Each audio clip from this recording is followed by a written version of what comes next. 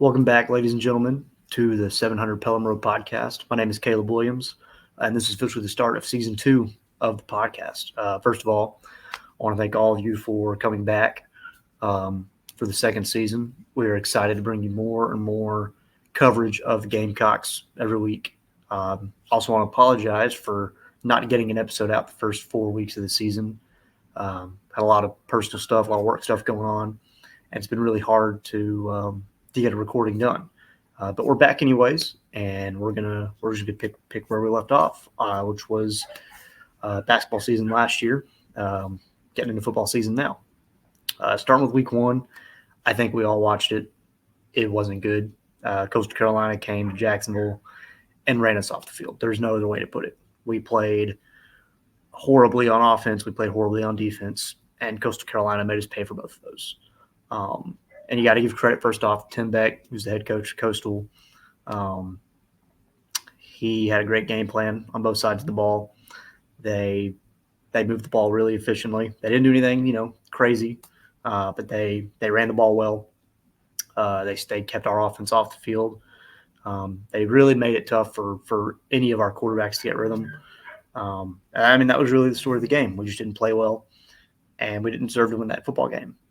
Going into week 2 at Louisville, I was there with several friends, including one of our other guys on the podcast, Jalen, who's unable to be on the recording today.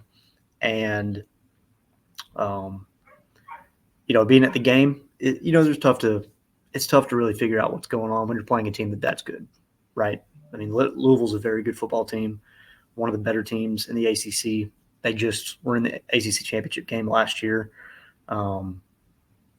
This is a program headed up by now Jeff Brom, who has came over to his alma mater from Purdue. Is a really good coach. He kind of just knows how to win football games. At Purdue, they beat a lot of really good football teams. They were kind of known as Kingslayers under Jeff Brom, because it seems like every year they were beating a top 25 team that they shouldn't have beaten, whether it was Ohio State, Penn State, Michigan State. Really didn't matter. They were always beating someone in the Big Ten that was ranked higher than them and ruining their season. So we go over to Louisville, and again, kind of get run off the field, but show some promise. Really see the progress in at the quarterback position, which we had not seen in week 1. Tyler Huff played pretty much the entire game and made a lot of nice throws. Ran the ball really well. And even, kind of a smaller quarterback, he showed he wasn't afraid of contact. And I think from there, that's kind of really him solidifying the QB job, is how he played at Louisville. But at the same time, to give credit to Louisville, I mean, they're a great football team. That was one of those weeks where it's kind of tough to figure out just what you are good at and what you're not good at, because you're facing a team that's just way better than you. Going to week 3, we go up to Eastern Michigan, and finally kind of show that offensive explosiveness that we know that we have, that Rich Rod is so comfortable with. We didn't necessarily see that, as much tempo as we would have liked, and part of that is, the running clock. Part of that is, the headset technology for quarterbacks, right? There's a lot of things at play that have slowed down the JSU offense, from the high-flying, fastest offense in the country we saw last year, to now they're not even like top 30 in plays per game. But we saw some of the big plays, the chunk plays, especially on the ground. Saw some really, really good throws from Tyler Huff. Defense just didn't get the job done. Defense gave up way too many points, really. If the defense makes a couple stops, right, we don't go to overtime in that game. But we had 4th and 1. I think it was 4th and goal, I believe, on the 1, and didn't go under center. Went in shotgun, and ball snapped right over Tyler Huff's head. Okay, so it wasn't 4th down, but we had to settle for a field goal. So I think it was 3rd and goal, and we had to settle for a field goal, which Garrett Ripa then missed. Garrison Ripa then missed, and Eastern Michigan and kicks their own field goal, and that's the game. But we saw kind of that progress. We would have liked to have won the football game, obviously, and I think a lot of us felt like we should have won that game. But you don't. Look, you're going to lose games that you feel like you should have won. Teams that have won national championships have felt that way about games that season, right? I mean, Georgia, I think it was 3 years ago when they won that first championship. They probably felt like they should have beaten Bama in the SEC title game. I mean, you just saw a perfect performance from Bryce Young, and then fast forward and Georgia beats them in that same, I believe, in the same stadium. So you look at it and you're like, oh well, like we will move on, and we did. Now we fast forward to this next weekend. We finally come back home after a couple weeks on the road. We get Southern Miss, and again we see Tyler Huff make a lot of great plays. I think it's clear the offense is going through Tyler at this point. There's not much to say about Tyler Huff other than he's a good player. He runs the ball well. He throws the ball well.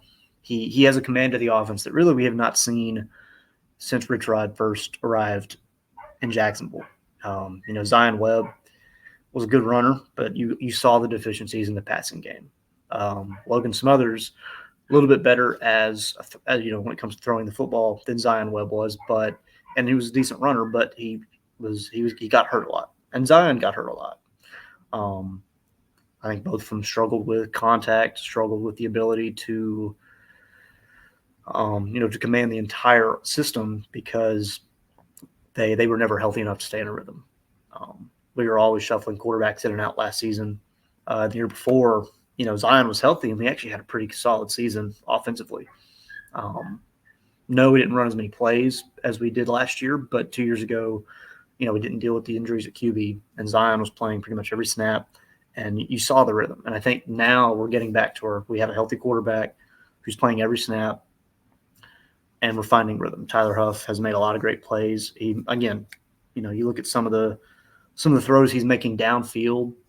Those are not throws that were being made by Zion Webb or Logan Smothers last season. Even, we think about last year and how good the offense was kind of in the middle stretch of the season when we were running the ball so well. We didn't really have a downfield passing game to complement it. We were pretty good in the intermediate game. We didn't really take a lot of shots downfield. And no, that's never been Rich Rodriguez's game. He's always been, zone read, run between tackles, take your shots when you get them, but mostly try to stay in that 10 to 20 yard range and then force the defense to let you take a deep shot. And kind of see, this last week, saw against Eastern Michigan, Rich Rod hasn't been afraid to open up the playbook and take some shots downfield in situations that he normally wouldn't. Because Tyler has made great throws to allow that. He's made great throws where now we're looking at it from a standpoint of, okay, the deep shot can be a part of our offense kind of on the regular instead of just being a small portion of the system that we only use when the defense really lets us. And if you go back and watch some of Rich Rodriguez's old coaching tapes, he even talks about, reading the defense safety down, too high and one high. He wants to run the football. He didn't really want to, throw it until he got no high safeties. And that was just the way that he thought. He had ways to throw the football when he had a one high look, but he was really only looking to throw the football when they were trying to go into cover zero. Whereas now, I think with Tyler Huff at QB, we can throw the football as a standard part of the offense. So I think that's been a big revelation for us as a team. I think it's a big thing for us moving forward throughout the rest of the season. Defense looked really good against Southern Miss, had a few busted plays here and there, specifically in the secondary. That's kind of been the issue all season, has been the secondary. Secondary has not been able to contain the vertical passing game. And they really haven't been able to tackle well in the underneath and intermediate stuff either. We saw some improvement, but you have to ask how much of that is Southern Miss. This is a Southern Miss team that has not been very good for a few years now. Really, it's been a while since Southern Miss has been a really good football team. And so, you don't want to take too much away from your own team, but you want to see a little more proof of concept. But I did like some of the steps I saw defensively. Baby steps are baby steps, but they're steps nonetheless. Now, moving forward, now we're starting conference play. And, I think the beauty of, your first 4 games being non-conference opponents is you can kind of, I don't want to say you can mess around and just, do whatever, but you don't have to be perfect. We're going in 1-3, and we're still in it for a conference title because we haven't played any conference games, so we don't have a conference record. We're right now and the season basically starts in 2 weeks against Kennesaw State. So you kind of look at our conference slate starting up. Those first 3 games are going to be huge. We have to go to Kennesaw, but then we have our 2 weekday home games. We have New Mexico State and Middle Tennessee State. Our next 3 opponents are a combined 3-9. Actually, sorry, 2-9. Kennesaw's only played 3 games. If we find a way to go 3-0 in those first 3 games, we're looking great again, right? We've got a great place to start because at that point, 4-3, undefeated in conference play. Now we have to go to Liberty the week after we play MTSU. That's never easy. But still, if we can find a way to get out of October, 3-1, I'll take being 4-4 going into November, where we have 2 losing opponents in Louisiana Tech and FIU. We can find. There's as bad as the season started at 0-3. There's a way to get to 6-6 here and go to a bowl game. Now let's talk Kennesaw State. First of all, I don't think anyone who's listening to this podcast is going to disagree with what I'm about to say, but I hope we beat these guys by 70. There's not a team in college football that I dislike as much as I dislike the Kennesaw State Owls. I just got to be honest. I was shocked that Conference USA went after them to pull them out of the ASUN.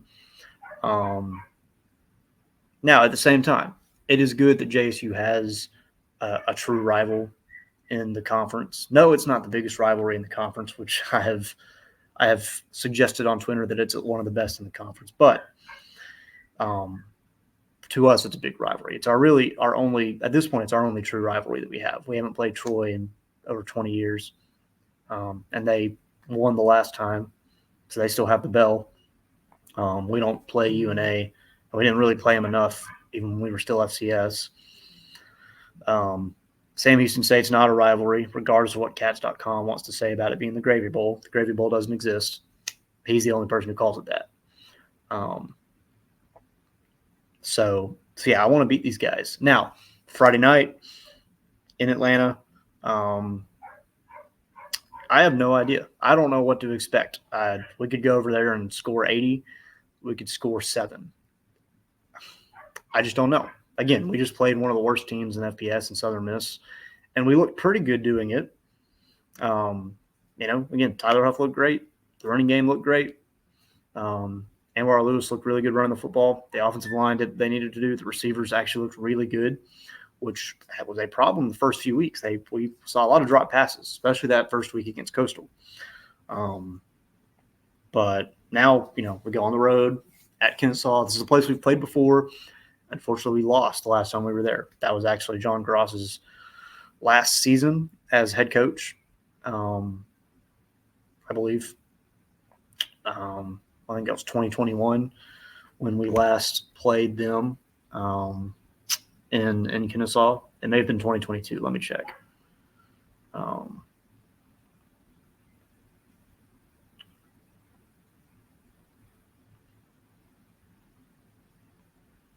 Yeah, 2022 is the last time we played them at Kennesaw. They came over here in 2021 is the last year. 2022 they came here and we won.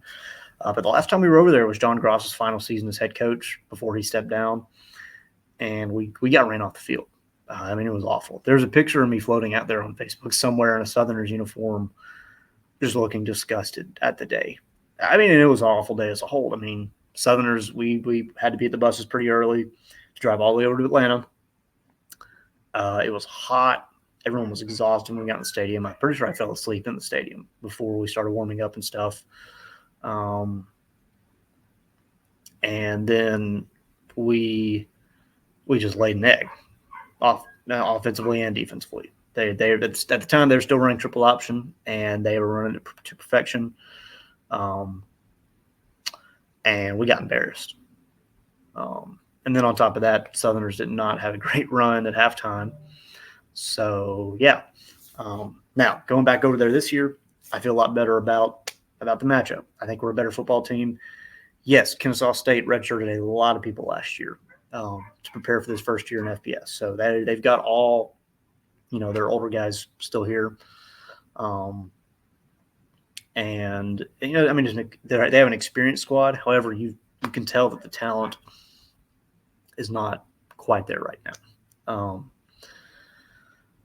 They're 0-3, and you look at the way they've played the first few games. As I pull it up real quick, they go to UTSA. UTSA actually play a pretty good defensive games. Only give up 28. They just couldn't score anything. They host Louisiana, who we played in the bowl game, and they get put down 34-10. And then go to San Jose State. That's a tough road trip, having to go all the way out to the West Coast, to the Bay Area, and they got beat 31-10. They can't score. They just can't score. They don't have much of an offense right now. The defense has been decent. I think the numbers would probably their defensive numbers would be better if they had an offense that could keep them off the field, but they don't. And I think the beauty of having a guy like Tyler Huff, who's gotten into a rhythm, is we can take advantage of the fact that their defense is going to be on the field a lot. We can really, really grind them down in the run game.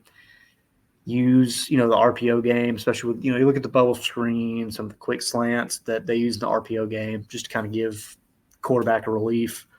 We can have them playing on their back heels, playing on their heels the entire game. It's going to be tough for them to really get a rhythm. Now, what we can't go over there and do is just try to air it out.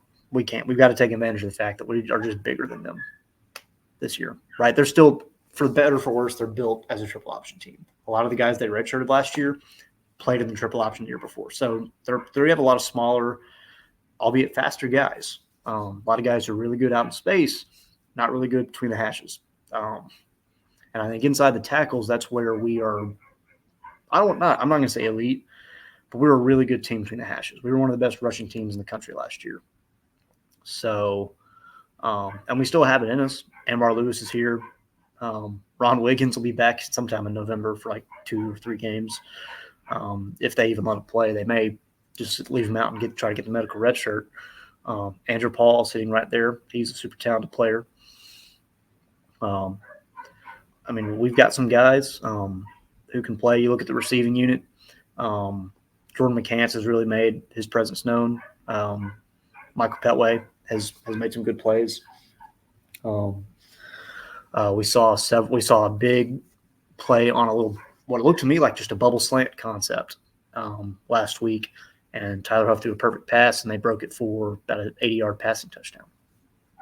We can absolutely take advantage of this Kennesaw State team between the tackles and force them to put 7-8 in the box and then throw it over the top of the linebackers.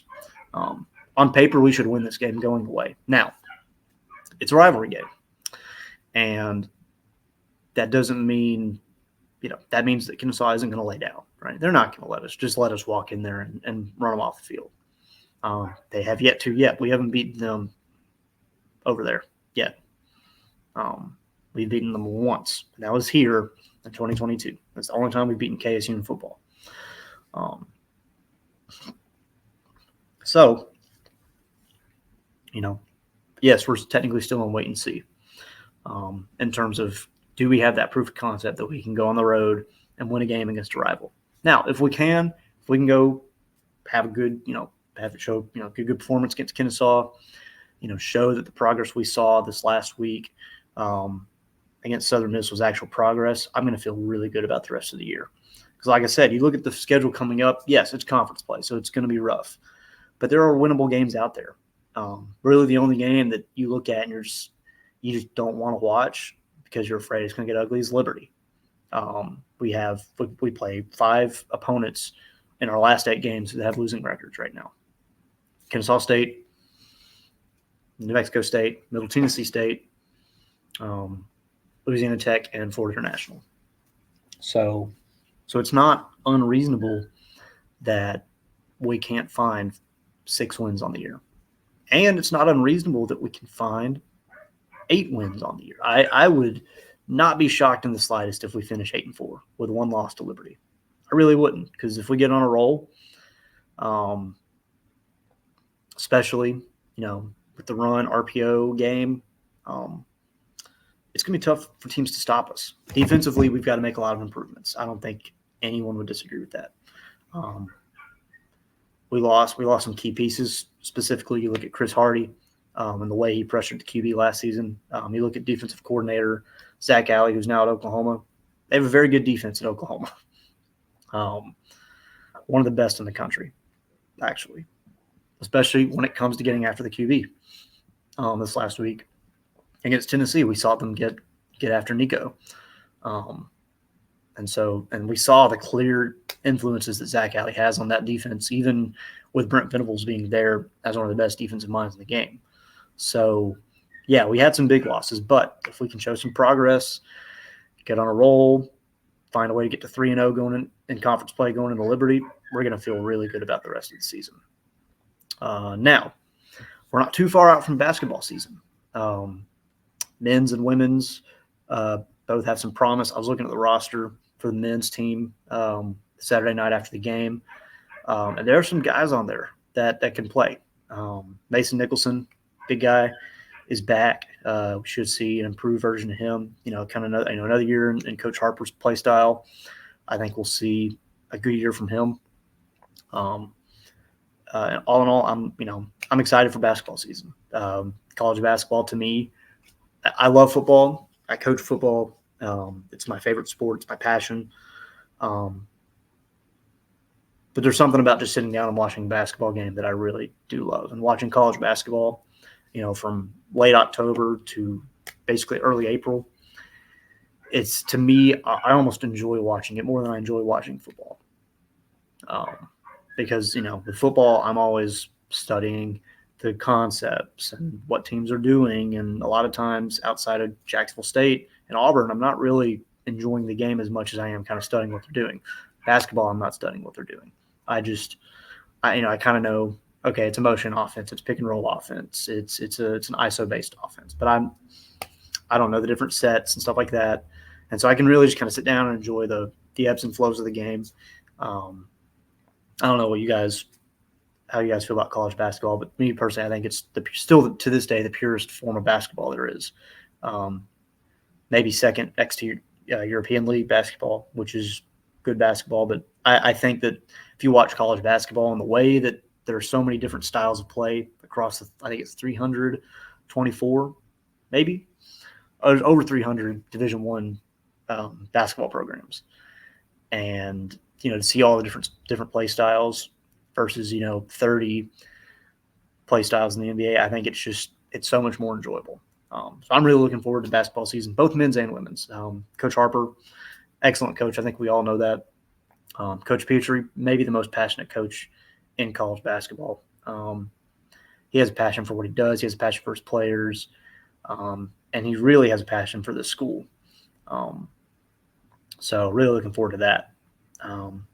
Spring sports, we still have a while to go, probably 5 months till baseball and softball start get going. Same with soccer. I think we'll probably start in late January. But we've got bowling to look forward to again. We should have a good baseball and softball program. We look at It's not really. I don't know if it's NCAA or if it's some other sanctioned thing, but cornhole. We're still pretty good at cornhole. So all in all, I'm looking at I'm looking at the future. The rest of the year, and we've got some exciting programs this season. I think we've got a lot to look forward to. I think the increased publicity that we've gotten, in large part due to the way the football team performed last season, is really helping us as a school. People know who Jacksonville State is now. I think the rebrand, even to really leaning on the AKC stuff, to going back to being Jack State versus Jacksonville State or JSU, to avoid all confusions between Jackson State, Jacksonville U. I think people really finally truly know who we are. But yeah, that's about it for this week. Didn't have too much. Mainly just wanted to get a big overarching review of the first 4 weeks of the season, especially now that we go into a bye week. Looking around the conference, biggest thing we're going to be doing is watching how our other conference mates do. Just to kind of get an idea of how we're going to look in conference play. I think having a bye week after the first 4 is good. We can really kind of step back and say, all right, here's what we're good at. Here's what we're not. Let's lean into what we're good at and make it what we hang our hat on. So yeah, but anyways, from the 700 Pelham Road podcast, this is Caleb. I'm signing off, and I'll see you guys next time.